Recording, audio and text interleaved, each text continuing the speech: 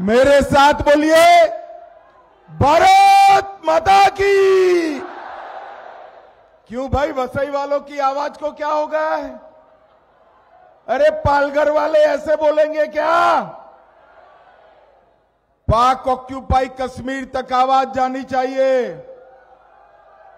मैं शिवाजी महाराज का जयकारा बुलाता हूं।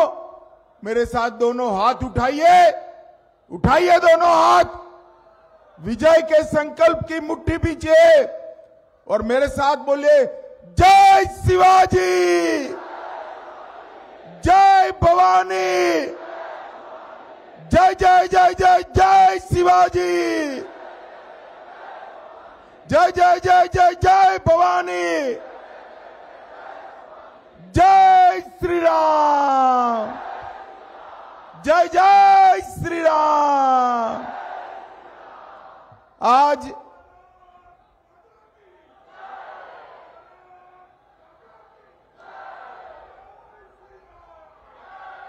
बैठ जाइए सभी लोग।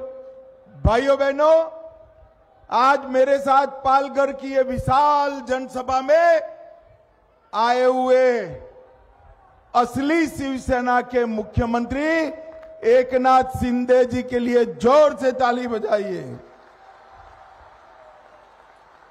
श्री रविंद्र चौहान जी, राजेंद्र गावित जी, महेंद्र पाटिल जी, राजेश शाह जी, राजाराम मुलिक जी, राजा नाइक जी, मनोज पाटिल जी, ईश्वर धुले जी, अभय कक्कड़ जी, श्री विलास तरे जी, नंद कुमार जी, विश्वास पाठक जी, संतोष जनाटे जी, प्रकाश निगम जी, बहन रानी द्विवेदी जी, विवेक भाव, श्री नीलेश तेंदुलकर, स्नेहा दुबे, वसंत चौहान और आज जिनको जिताने के लिए मैं आया हूं, डॉक्टर हेमंत सावरा के लिए जोर से ताली बजाइए जरा। हेमंत आगे आओ, आगे आओ, आगे आकर मुजरा करो। जोर से ताली बजाओ हेमंत जी के लिए। देखिए पालघर वालों, हमारे यहां गुजरात में कहते हैं कि एक काम करने से, एक बार मेहनत करने से दो काम होते हैं तो तुरंत करना चाहिए। मुझे बताओ, करना चाहिए या नहीं करना चाहिए? तो हेमंत को वोट देने से हेमंत तो खासदार बनेंगे और विष्णु भाऊ को श्रद्धांजलि देने का भी काम आप कर दोगे। बोलो, दोनों काम हो जाएगा या नहीं हो जाएगा? और इसमें तो तीसरा भी होने वाला है। हेमंत जी के नाम के सामने कमल के निशान पर बटन दबाते ही मोदी जी तीसरी बार प्रधानमंत्री बनने वाले हैं। तो भैया, एक ही बार मेहनत करने से अगर तीन काम हो जाते हैं तो करने चाहिए या नहीं करने चाहिए? अरे जोर से बोलो, करने चाहिए या नहीं करने चाहिए? भाइयों बहनों, इतनी विषम मौसम में, आंधी में इतनी बड़ी संख्या में आप हेमंत जी के समर्थन में आए हैं। मैं तो अपील करने आया था कि हेमंत सावरा को जिता दीजिए, मगर जरूरत ही नहीं दिखती। आपने ही यहां आकर उसको जिताने का काम समाप्त कर दिया। माताओं, भाइयों बहनों, सबसे पहले मैं जीवदायिनी माता मंदिर को प्रणाम करता हूं। हेम महालक्ष्मी, संतोषी माता, हीर वाचित्ता, हुमादेव, वाघोवा देव, कंसारी देव और डोंगरी देव को प्रणाम कर कर मेरी बात की शुरुआत करना चाहता हूं।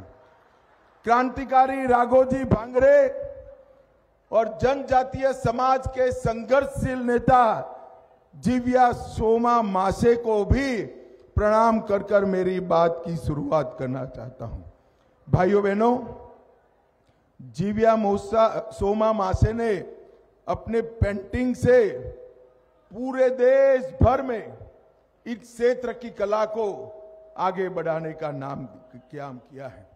भाइयों बहनों, ये उद्धव ठाकरे एंड कंपनी अलग अलग बातें करके चुनाव को गुमराह करती है, शरद राव गुमराह करते। मगर पालघर वालों में कहने आया हूं, ये चुनाव जो है मोदी जी को तीसरी बार प्रधानमंत्री बनाने का चुनाव है।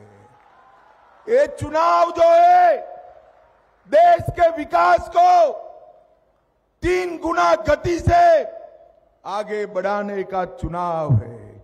ये चुनाव है भारत को दुनिया में तीसरे नंबर का अर्थतंत्र बनाने का चुनाव है। और ये चुनाव है, मेरी गरीब आदिवासी समाज की बहनें आई हैं, वो माताओं बहनों को 3 करोड़ लखपति दीदी बनाने का ये चुनाव है। भाइयों बहनों, ये सारे इंडिया अलायंस वाले इकट्ठा हुए, उनका एक ही काम है, सुबह शाम मोदी जी को गाली देना। मगर इस तरह से देश नहीं चलता है। मैं आज इंडिया अलायंस वालों को 1 महीने से पूछता हूं, उनका नेता कौन? भाई आप बहुमत में आओगे तो इस देश का प्रधानमंत्री कौन बनेगा? पालघर वालों, आप बता सकते हो क्या? बता सकते हो?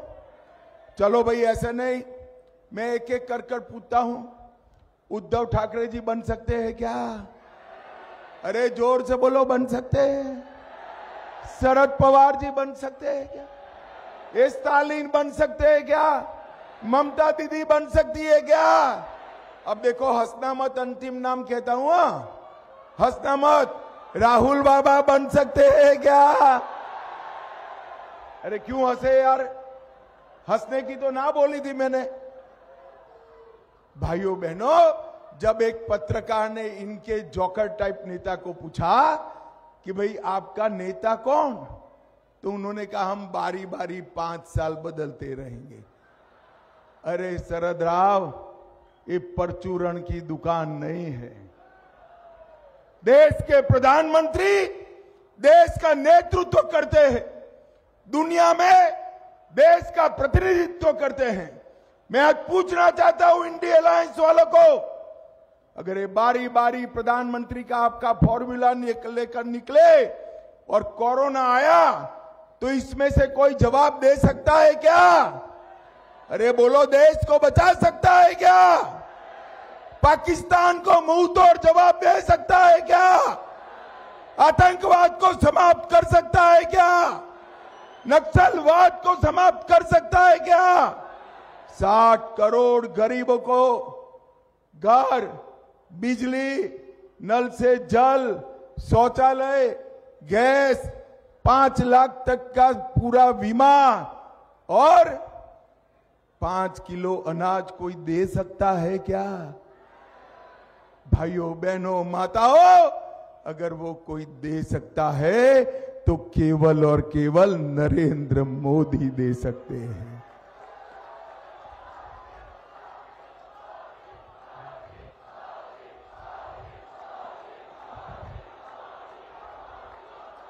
भारत माता की।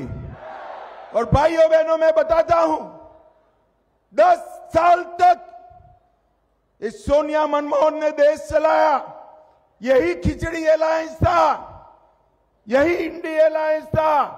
12 लाख करोड़ के घपले, घोटाले, भ्रष्टाचार किए, 12 लाख करोड़ के।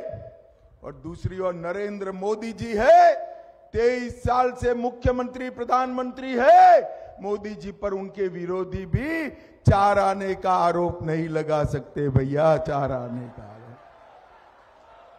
10 साल तक ये सोनिया मनमोहन सरकार चली। आए दिन पाकिस्तान से आलिया, मालिया, जमालिया घुस जाते थे, बम धमाके करते थे। अरे हमारे मुंबई को दहला दिया। मौनी बाबा कुछ नहीं करते थे, उनको डर लगता था हमारी वोट बैंक चली जाएगी, वोट बैंक चली जाएगी। मोदी जी आए, पाकिस्तान को आदत जो लगी थी, उरी और पुलवामा में हमला किया। और 10 ही दिन में मोदी जी ने पाकिस्तान के घर में घुसकर सर्जिकल स्ट्राइक और एयर स्ट्राइक कर आतंकवादियों का सफाया करने का काम नरेंद्र मोदी जी ने। अरे उद्धव ठाकरे, किसके साथ बैठे हो? जो कसाब की पैरवी करते हो, सत्ता के लिए उनके साथ बैठे हो, शर्म नहीं आती है? जो लोग कहते हैं, भाइयों बहनों मुझे बताओ, ये पाक ऑक्यूपाई कश्मीर हमारा है या नहीं है? जोर से बोलो, है या नहीं है? ये फारूक अब्दुल्ला वो कहते हैं पाक ऑक्यूपाई कश्मीर की बात मत करो, उनके पास एटम बम है। ये कांग्रेस के नेता मणिशंकर अय्यर कहते हैं पाकिस्तान को सम्मान दो, पाक ऑक्यूपाई कश्मीर न मांगो, क्योंकि उनके पास एटम बम है। अरे राहुल बाबा, डरना है तो डरो, हम तो भाजपा वाले हैं, भाजपा वाले हैं। मैं आज बताकर जाता हूं, नरेंद्र मोदी हमारे नेता है। पाक ऑक्यूपाई कश्मीर भारत का था, है और रहेगा। इस पर हमारे दावे को कोई हिला नहीं सकता। भाइयों बहनों, किस प्रकार की मानसिकता है मुझे बताओ? ये लोग देश सुरक्षित रख सकते हैं? जोर से बोलो, रख सकते हैं? पाकिस्तान को मुंह तोड़ जवाब दे सकते हैं? अरे उद्धव बाबा, उद्धव जी, मुझे एक जवाब दीजिए। आप जिस कांग्रेस पार्टी की गोदी में बैठे हो, वो कांग्रेस पार्टी कहती है कि हम ट्रिपल तलाक वापिस लाएंगे। आप इससे सहमत हो क्या? जरा उद्धव जी को बताना चाहिए। नहीं बता, वो नहीं बताएंगे। उनके दिमाग पर सत्ता की महत्वाकांक्षा है। मगर आप बताओ भाई, ट्रिपल तलाक वापिस लाना चाहिए क्या? अरे जोर से बोलो, लाना चाहिए। मुस्लिम पर्सनल लॉ लाना चाहिए। ये कांग्रेस वाले कहते हैं हम सत्ता में आएंगे तो ट्रिपल तलाक वापिस लाएंगे, इस देश को सरिया के आधार पर चलाएंगे। राहुल गांधी, कान खोलकर सुन लो, हमारा चुनावी वादा है, पूरे देश में यूसीसी हम लाएंगे। देश सरिया से नहीं चलेगा, यूसीसी से चलेगा। माताओं, भाइयों, बहनों, कांग्रेस के समय में विभाजन हुआ आजादी के वक्त, हमारे जो हिंदू, सिख, बौद्ध, जैन भाई बहन बांग्लादेश, अफगानिस्तान, पाकिस्तान में रह गए थे, उनको नागरिकता देनी चाहिए या नहीं देनी चाहिए? जोर से बोलो, देनी चाहिए या नहीं देनी? इसके लिए मोदी जी सीएए का बिल लेकर आए। कांग्रेस पार्टी कहती है हम सीएए का बिल समाप्त कर देंगे। अरे उद्धव जी, स्पष्टता करो, कांग्रेस पार्टी के सीएए वापिस लेने के फैसले के साथ आप हो या नहीं हो? भाइयों बहनों, हजारों घुसपैठिए इनकी इंडी अलायंस की पार्टनर ममता बनर्जी के राज्य से होकर मुंबई तक पहुंच जाते हैं। इनको रोकने वाला कोई नहीं है। मगर चिंता मत करो, इस बार बंगाल में भी 30 कमल खिलने वाले हैं, 30 कमल खिलने वाले हैं। और मैं विश्वास दिलाता हूं, बंगाल में भाजपा आते ही घुसपैठिए छोड़िए, परिंदा भी बॉर्डर क्रॉस नहीं कर पाएगा मित्रों, परिंदा भी। भाइयों बहनों, मुझे बताओ, ये कश्मीर जो है हमारा है या नहीं है? जोर से बोलो, है या नहीं है?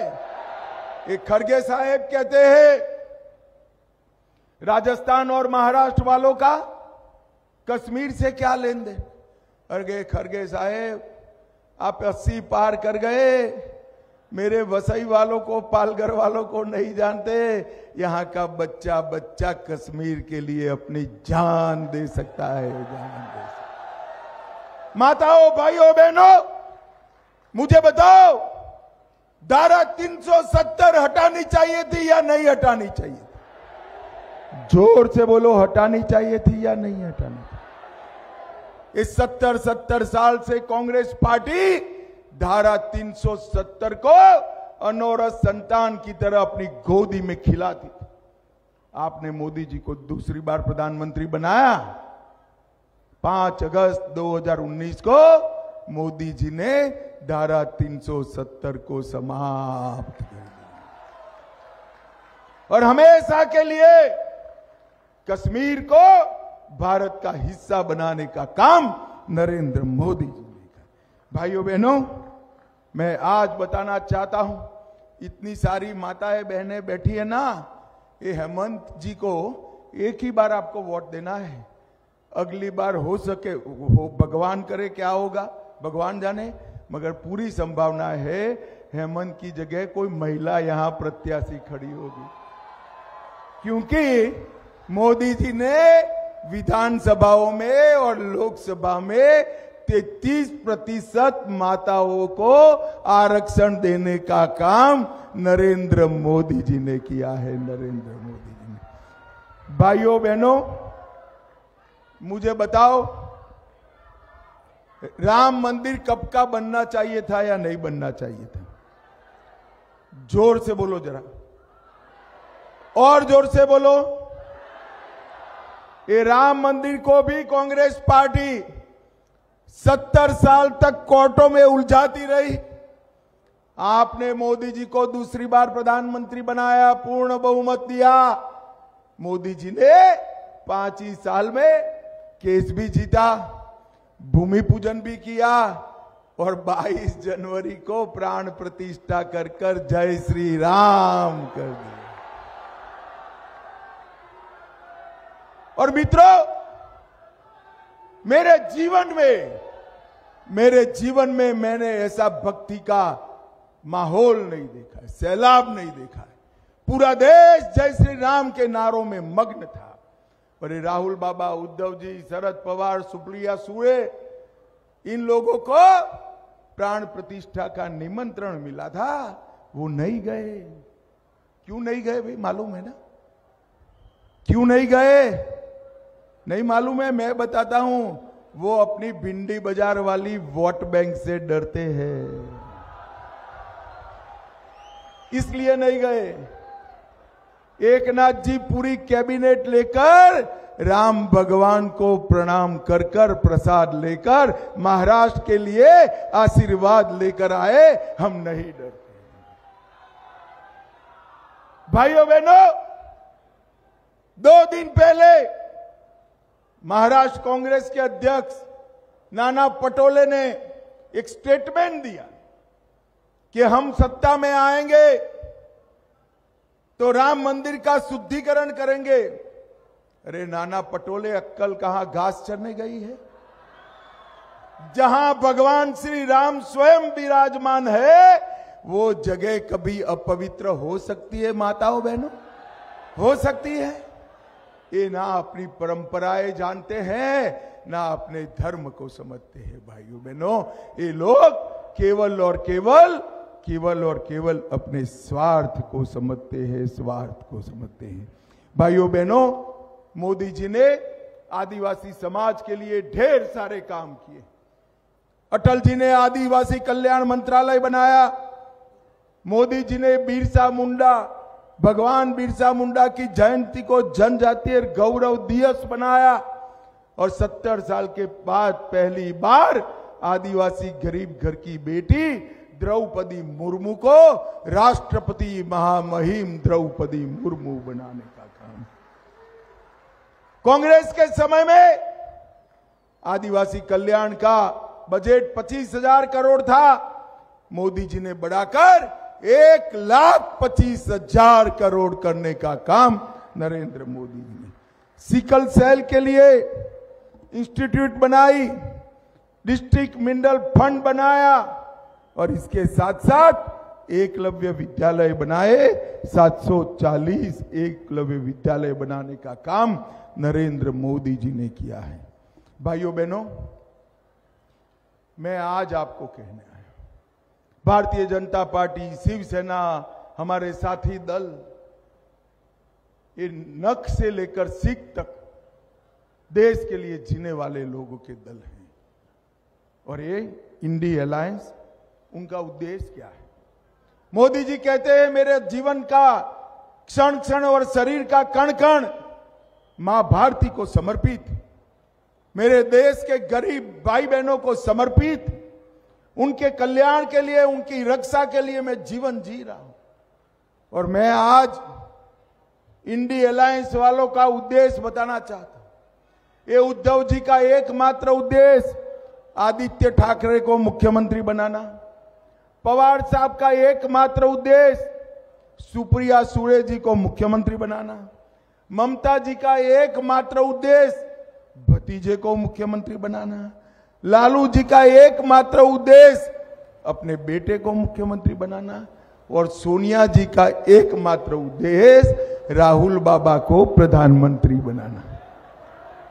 अब पालघर वालों मुझे बताओ, जो लोग अपने बेटे बेटी भतीजों के लिए काम करते हो, वो पालघर और वसई वालों का कल्याण कर सकते हैं क्या? अरे भाई जोर से बोलो, आपका कल्याण कर सकते हैं क्या? वो अपने बेटे में से ही बाहर नहीं आता है, आपका कल्याण क्या करेंगे? आपका कल्याण कौन कर सकता है? जोर से बोलो, कौन कर सकता है?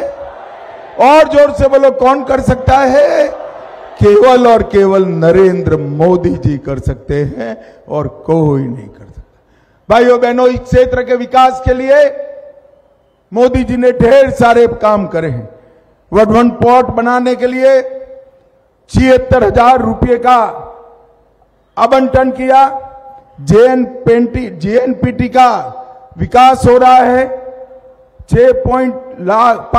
10 लाख कंटेनर की क्षमता 10 लाख तक पहुंचाई, और 10 वर्ष में 10 लाख का प्रत्यक्ष और परोक्ष रोजगार इस क्षेत्र को मिलने वाला है। सबसे बड़ा लंबा समुद्री पुल 17 किलोमीटर का अटल सेतु बनाने का काम किया।